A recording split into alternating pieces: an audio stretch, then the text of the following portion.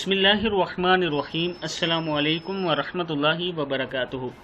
आबिद राजा channel की तरफ से आज मैं अपने दोस्तों को किबला रुख थूकना मना है, इस पर रसूलुल्लाह सल्लल्लाहु अलैहि वआलिहि वसल्लम ने क्या फरमाया वो बताऊंगा।